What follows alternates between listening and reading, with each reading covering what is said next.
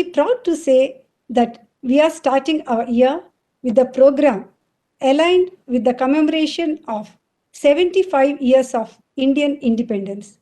It was planned as a physical event and due to the current scenario changed into a virtual mode.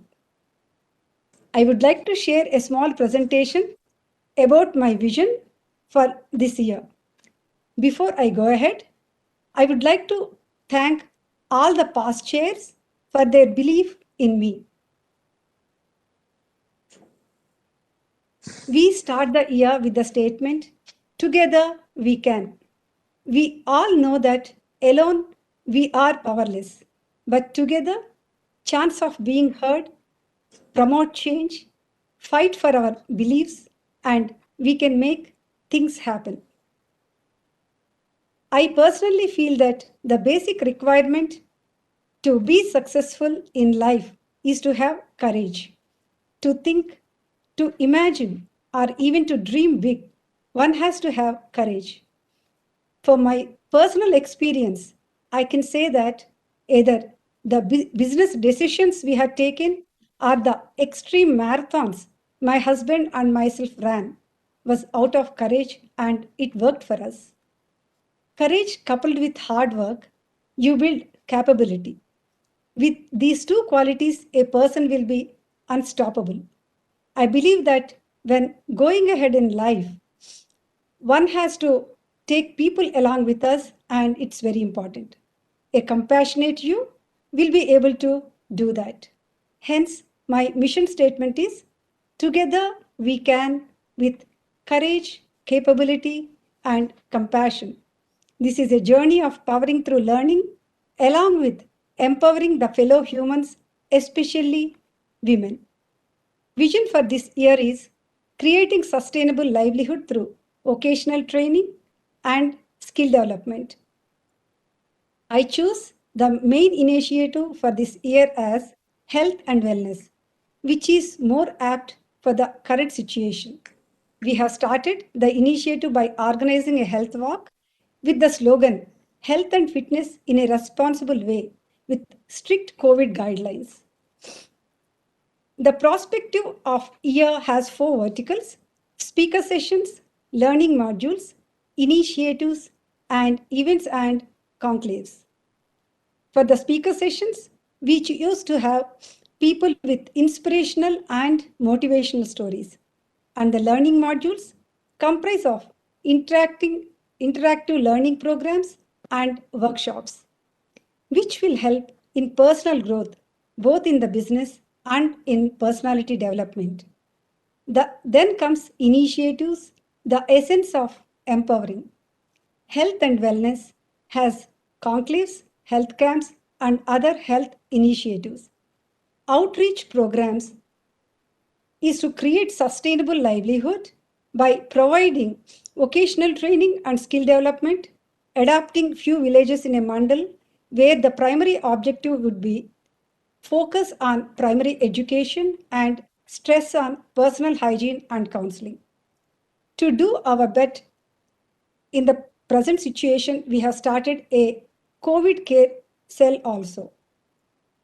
Empowerment is the white collar force by providing mentorship and incubation services.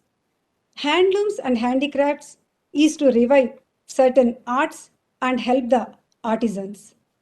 As I mentioned earlier, our country is celebrating 75th year of independence, and in this contest, we have some programs, events, and initiatives.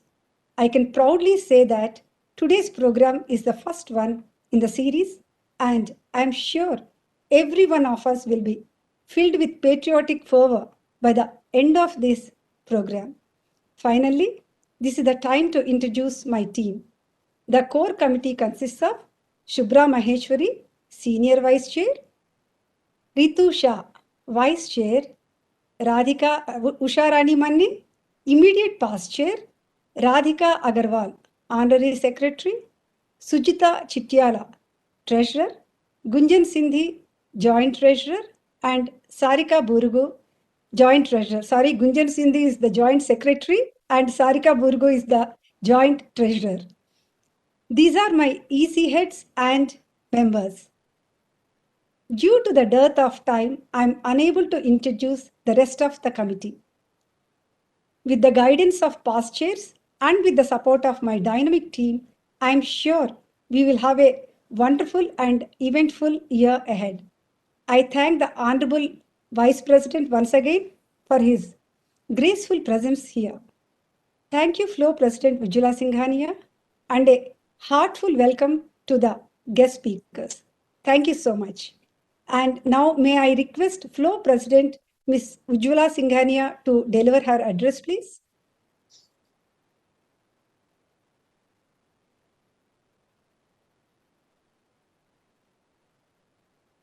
Good evening and namaskar. Chief guest, Honorable Vice President of India, Mr. Venkaiah Naidu ji, thank you for being with us today. We feel deeply honored by your presence, which has made this event even more momentous. Guest speakers, Lieutenant Commander Vatika Joshi, Wing Commander Asha Vashisht, Captain Shalini Singh, past presidents of FLOW, Hyderabad Chapter Chairperson Uma Chigrupati, FLOW Hyderabad, past chairperson and members, greetings to all present here. I am delighted to be here with you, FLOW Hyderabad Chapter, and to attend your first event as the 38th National President of FICCI Ladies Organization. This occasion is more dear to my heart as it is in line with our national initiative to celebrate the 75 years of Indian independence.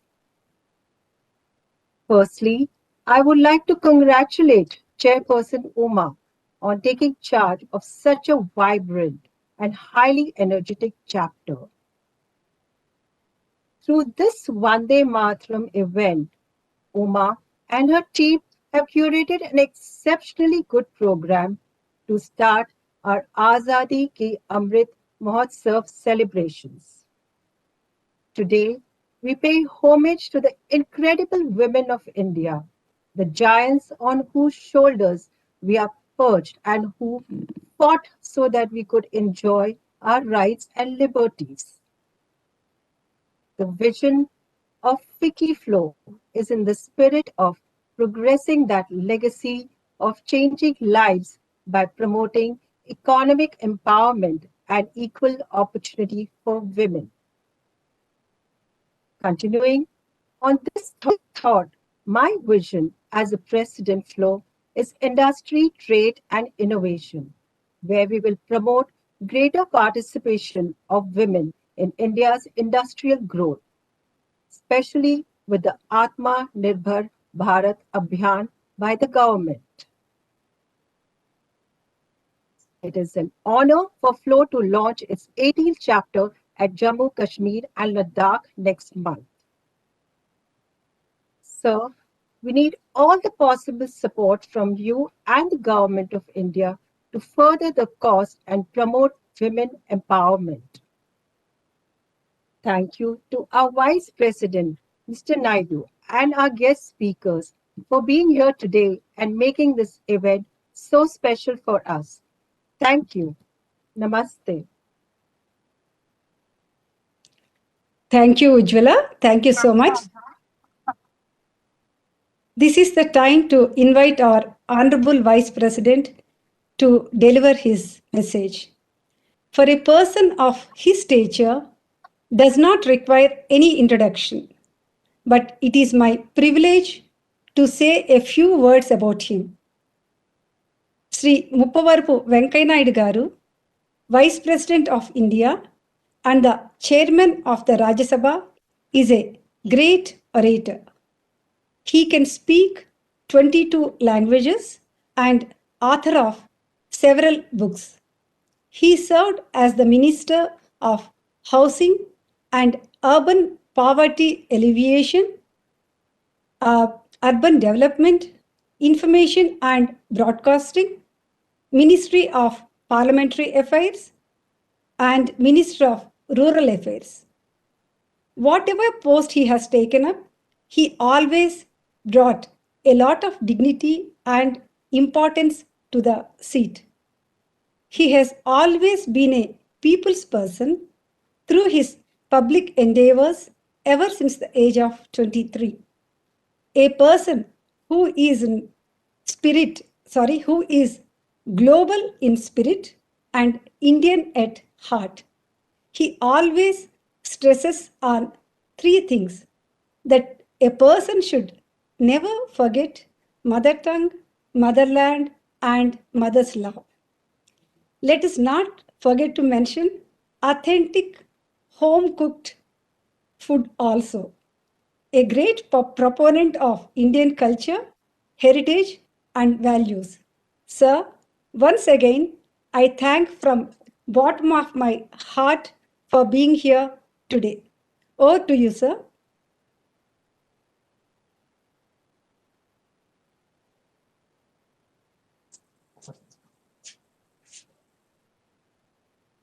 Thank you.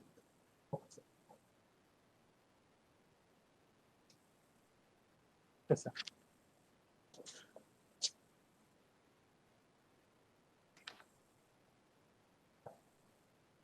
Namaskar. Thank you, Uma, for that introduction, but I am not capable of speaking 22 languages. I promote 22 languages, and some of them, of course, I understand. Because I feel that everyone must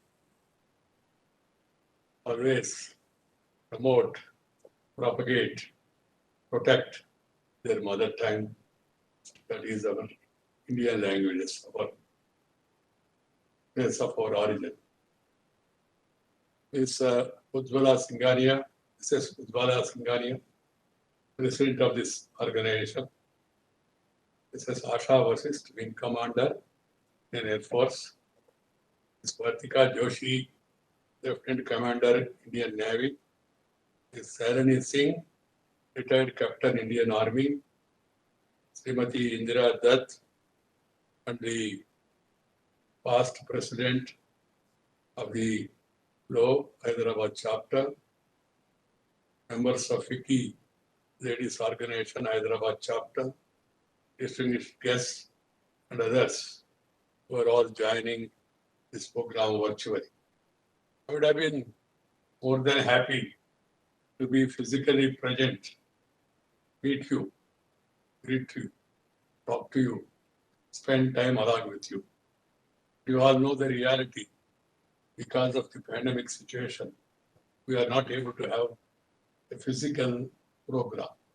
We were hoping that situation will improve. Of course, it has improved earlier, but again, there are problems. Now I am confident that we will be able to overcome this at an early date.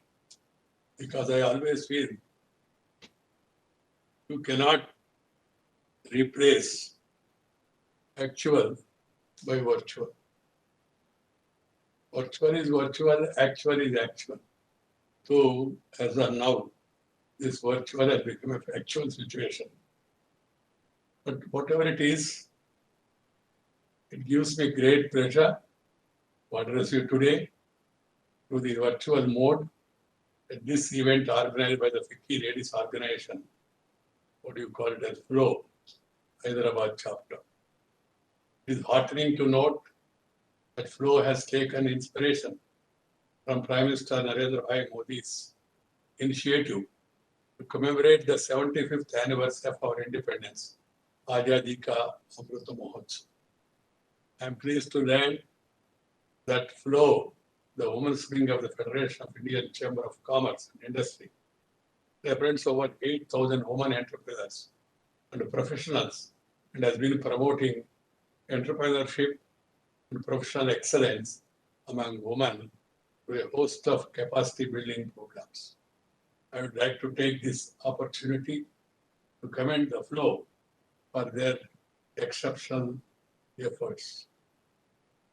My dear sisters and others, who are all joining this program. It's really very interesting that we have 3 guest speakers from the armed forces. I hardly need to remind you that as a nation, though we are currently passing through testing times, but we have a great future.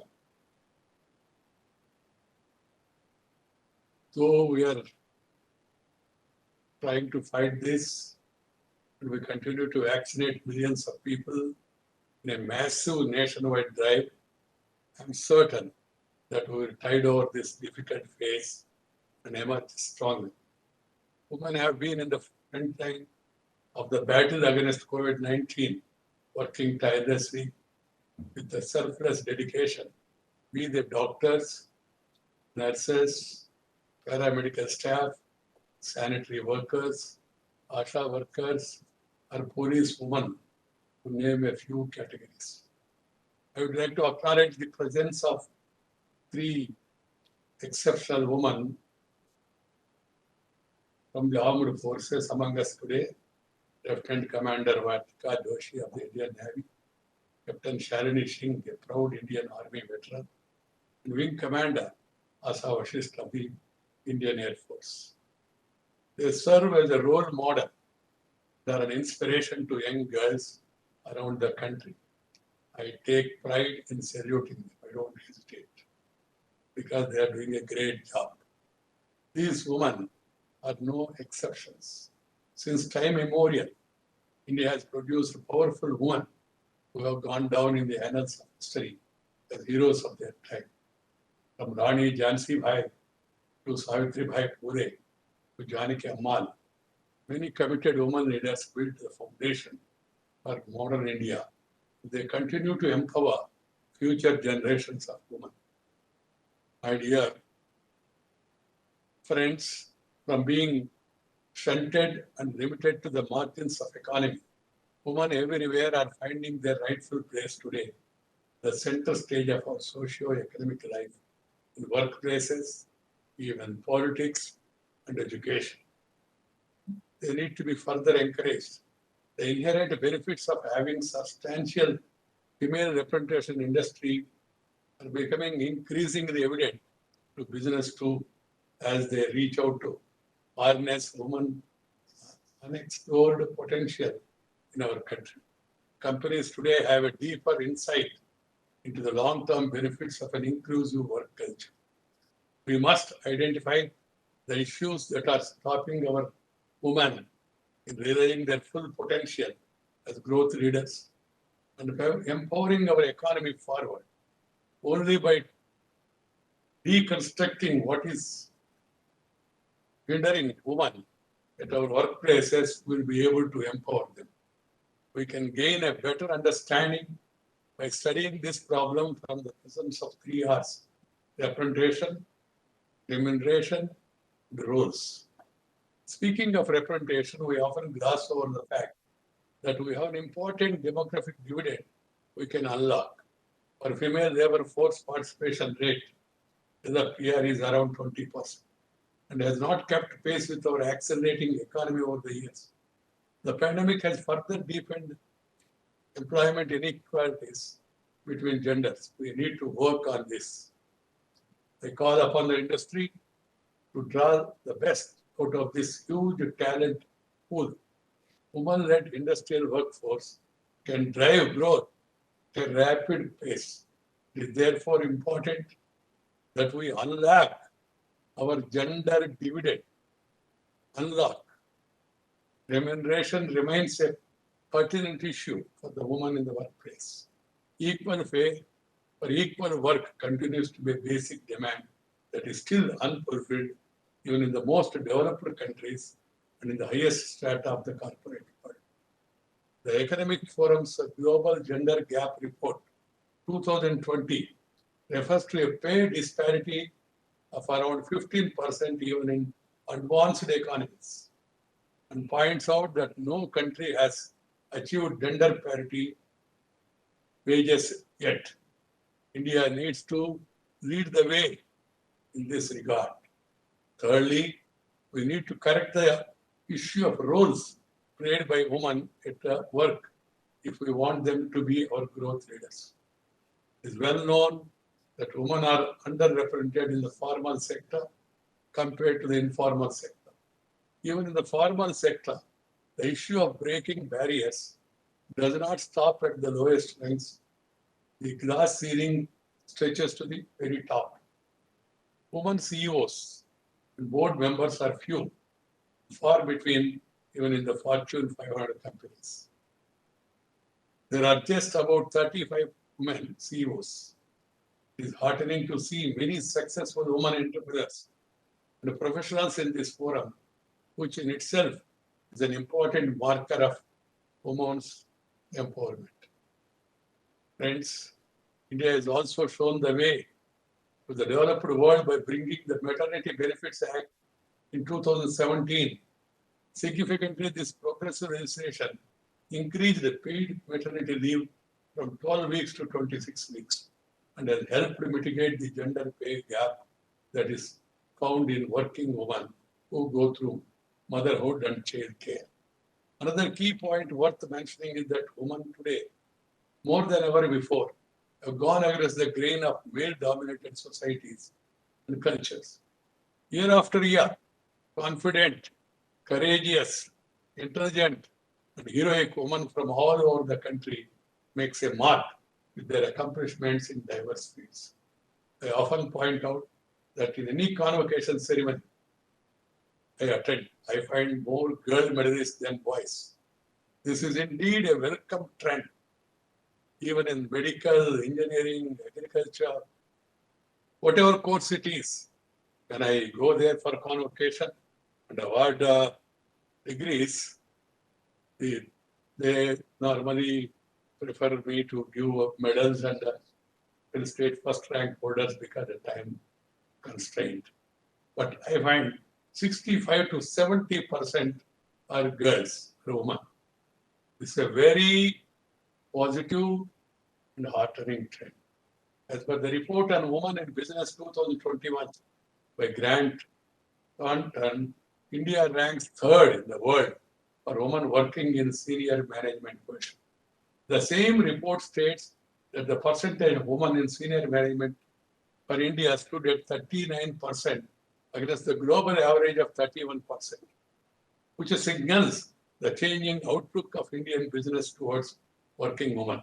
All these are positive tidings for Indian economy in the years to come. My dear sisters and my friends, going forward, we must adopt a holistic and comprehensive strategy to enable women to become our growth leaders. Firstly, we must educate our girl child on parity with our boys. Girls in school are performing better than boys, but there is a gap in their enrollment in higher education. The situation has to be corrected.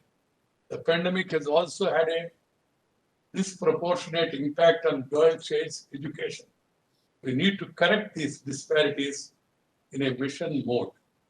Secondly, we must enlighten our girls and women on what rightfully is due to them from their family, community, and government. They should have the confidence to demand all the entitlements and an equal stake in our society. I always feel that women must be given an equal right in property. If they are economically empowered, then they will be more confident. They will be independent. They will be able to take decisions and also lead the family. Because as we often say, that if you educate a man, you are educating a person. If you are educating a woman, you are educating a family. And if you empower the woman, they will be more confident to take care of the children also. That is a natural thing that we should have done long back. Some of the states have done it, but we need to go a long way. Politically, we need to introduce adequate representation for women in state legislature and the parliament. We do not have enough representation of women, even in parliament or legislature. So there is a need for the reservation for some time to make them also participate in the affairs of the nation.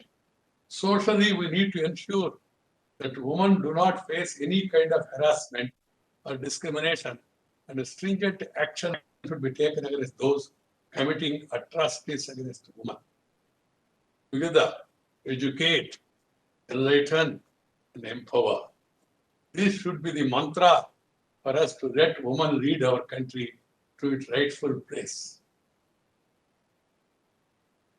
I would like to congratulate Flow President Srimati Ujjwala Singhania on taking the reins of such a dynamic organization for which to works to empower women from all walks of life. My dear friends, some people often say, no, our tradition is that women, they should take care of the house. Why? They should take care of the country. They should take care of the state. They should take care of organization.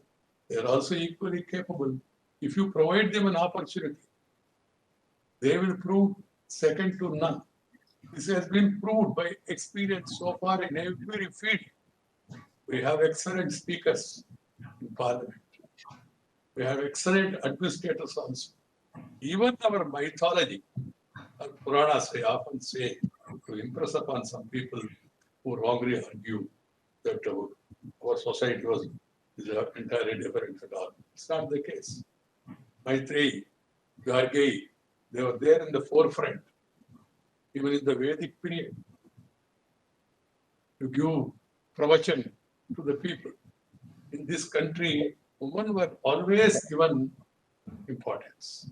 They often say, you take the names of rivers, most of them are named after women.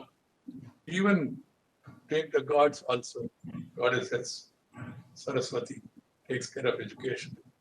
Durga takes care of defense. Lakshmi takes care of finance. Even if you believe in Puranas, this is the situation. So keeping that in mind, the present generation needs to be encouraged. As I told you, the three-line mantra, educating the girl child is very important. And then enlightening them about their rights and responsibilities and duties. And then empowering them. That is very much necessary because we are a country. And in the society, we have 50% for women in any society. How can you ignore 50% and take care of the remaining 50% only? Gone were those days of the years. Now the change is coming, should come fast. If you encourage them, as I told you, they will shine. They will move forward. They will take the society forward. We are all seeing the women's self-help groups, how they are getting organized, how they are getting empowered. We are also seeing the CEOs, even in the companies, wherever an opportunity comes, how they are there in the forefront. So, my dear, not only sisters and friends, but also the brethren who are all watching this program, it is our bounden duty as a civilization which has thousands of years of history. It is our duty to see that we encourage our family members, particularly girls, get education, including higher education, and also professional education, and also encourage them to take care of responsibilities in every domain of public life. I would like to extend my heartiest congratulations to Chairperson Srimati Ma Chigurupati, who assumed charge of the flow Hyderabad chapter, timely focus on health and wellness.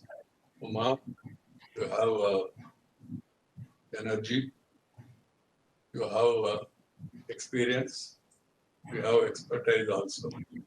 All under added to that, your enthusiasm.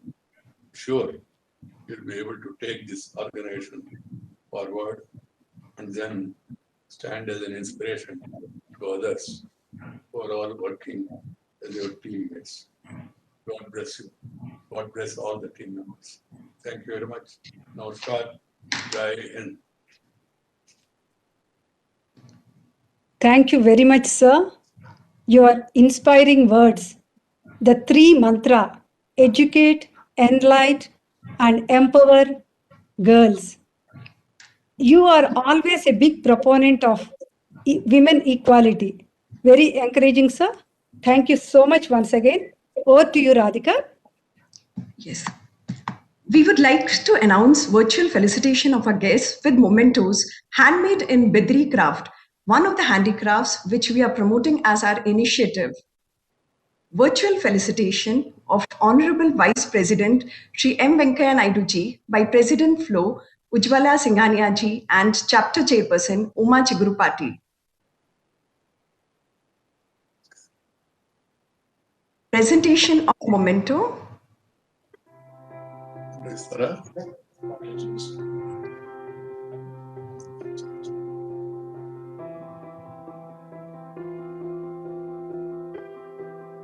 Presentation of memento by Vice President M. Venkaiah Naidu ji to Floor President Ujjwala Singhania ji.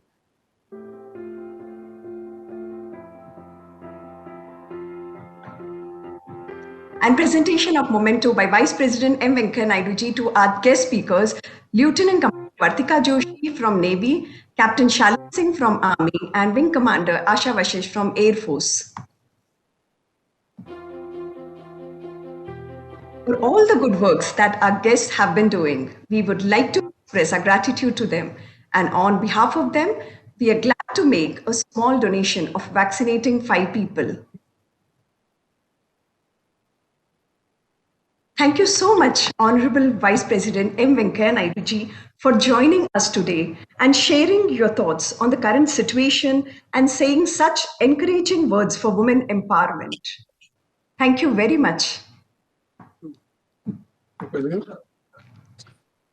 Now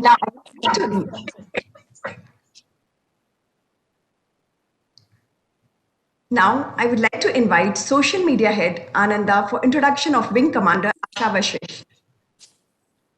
Thank you, Radhika. I deem it my honor to present a brief profile of Wing Commander Asha Vasisht. Wing Commander Asha Vasisht was commissioned in the administrative branch of the Indian Air Force on 20 June 1998. An accomplished administrator,